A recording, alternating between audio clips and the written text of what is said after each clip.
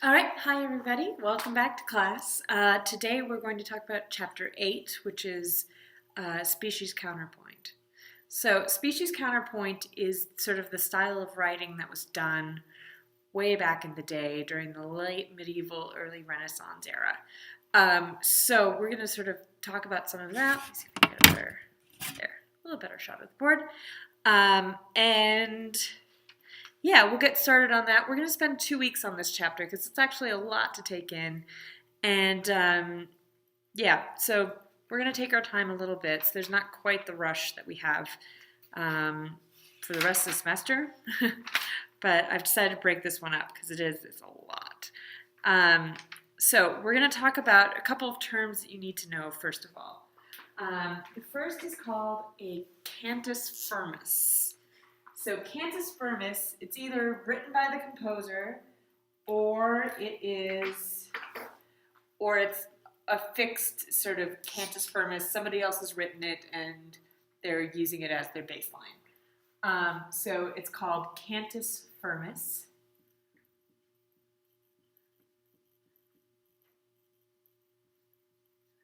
Or you could see CF in your book for short. Sometimes they'll shorten it up and just call it a CF.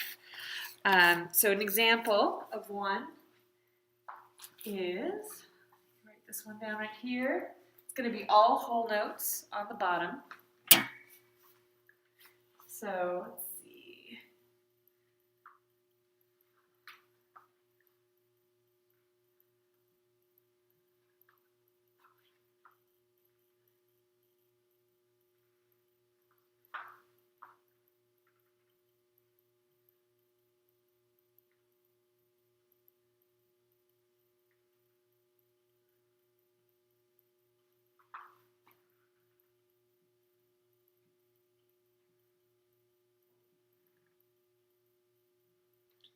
All right, and then this, just so you know, this weird sort of square note at the end, that is sort of it's a double whole note, okay? So, and it's one of these sort of throwbacks from the medieval period where every counterpoint ends with this weird double whole note. So just stick with it. So yeah, everything's going to end with this weird square 8-beat double whole. So let me play this cantus firmus for you. So this is sort of the given melody. Notice it's not metered yet. This is the melody so you can hear it. It's going to go.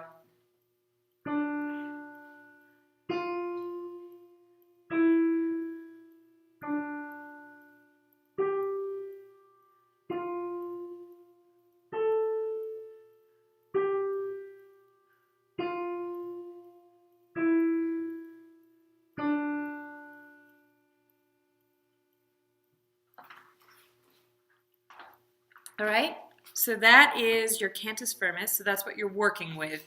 Now what we do is we make a counter melody, or another part, which is known as the counterpoint.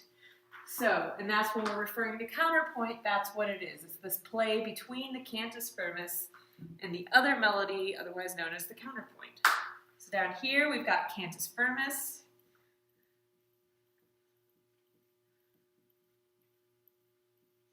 or CF. And then up here in our second melody, we've got something that sort of goes along with that. And so we're going to learn what all of these different counterpoints are, what their species is, and yeah, and how to sort of write these things, because there are a bunch of rules that you have to follow. So in our first example of our counterpoint written by Fuchs, you can laugh every time I say it.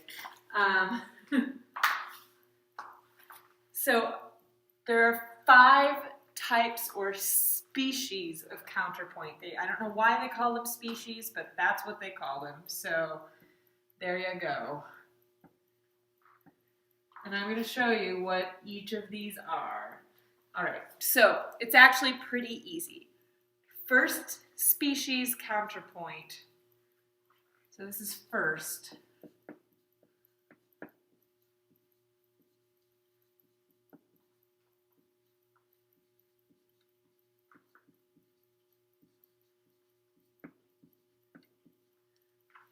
all it's going to mean is that it's going to have a 1-to-1 ratio. All right, so whole note down here, whole note up here. So it's going to go whole note, whole note, whole note, whole note. So it's whole note versus whole note. So the example they give us for the counterpoint in first species is A.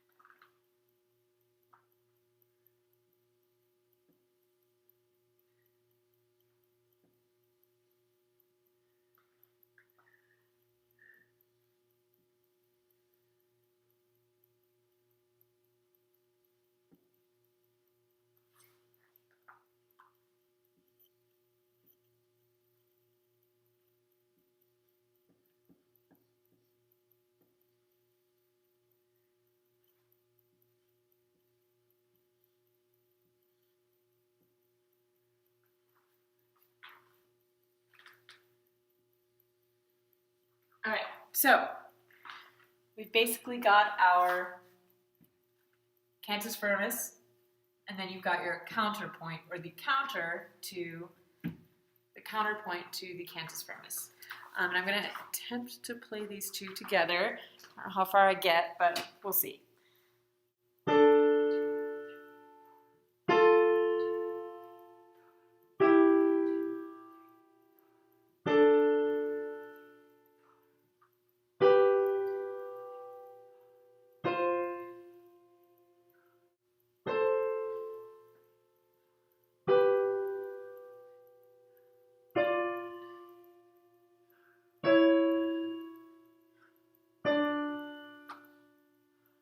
So you can see it sounds very nice, but it's 1-to-1. They're both moving at the same time. So that is first species counterpoint. So we could say, we'll start making up a little list right here. Actually, let's down here. Do you see this? Okay, so we've got first species.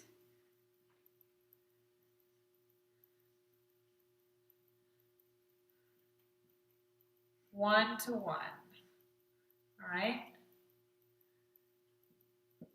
Ratio. Okay? So, second species, and actually I'm going to rewrite this because I'm going to spread it out a little more.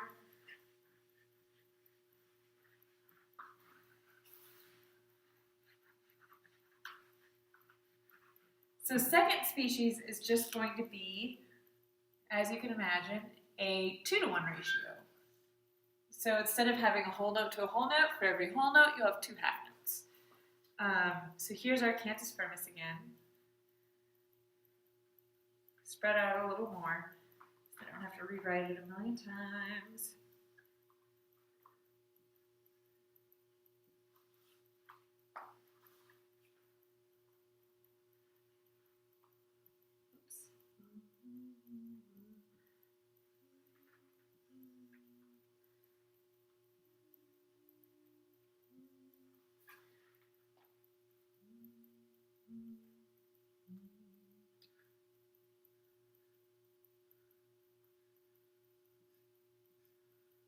All right. And then our second species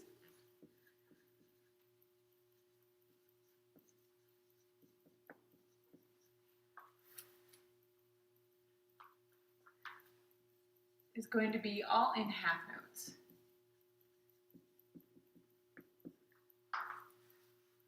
So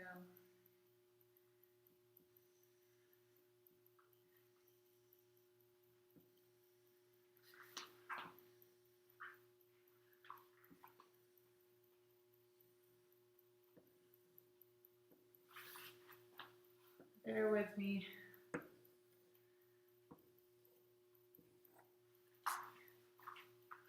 Good enough. All right. So we've got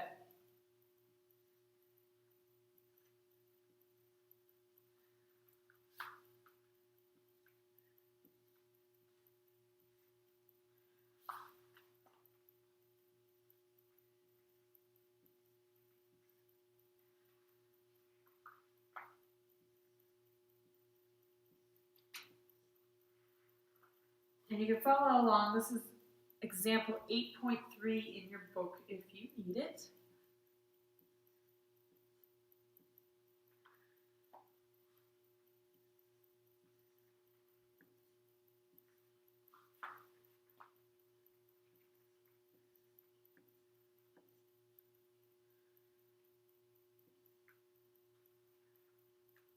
And it's always going to be two parts. You're never going to have more than two parts going on in counterpoint, especially in this class.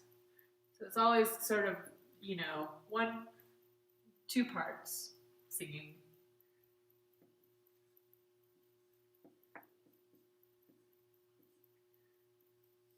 Oops. Weird double. Oops. There. And you notice it starts in the same place as the first species counterpoint. We still have this space in the fifth, and we end on a whole note unison, right? So D and D, right? So remember, these are both in treble clef. So let me try and play this for you. So yeah, we've got half notes versus one whole note. So that's the movement that's going on in second species counterpoint. All right.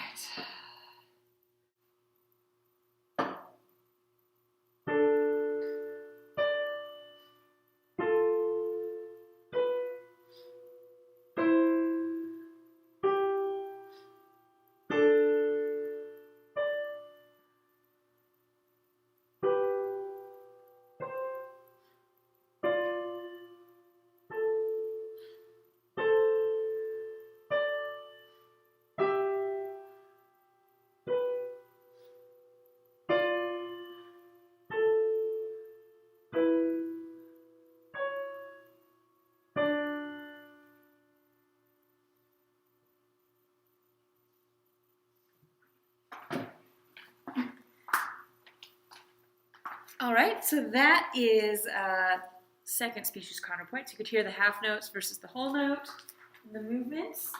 So now we can add that to the list. Second species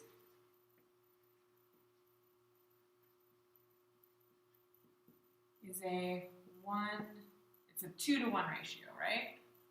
So 2 half notes to 1 whole note.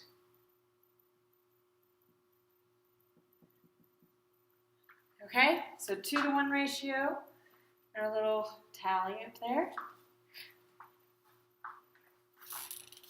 Or you can think about it as whole note over whole note versus half notes over whole note, something like that, if that helps you keep track of it as well. So now, as you probably guessed, third species counterpoint, we're going to keep our cantus firmus. Third species is going to involve quarter notes. So it's going to be a 4-to-1 ratio. So we keep the whole notes.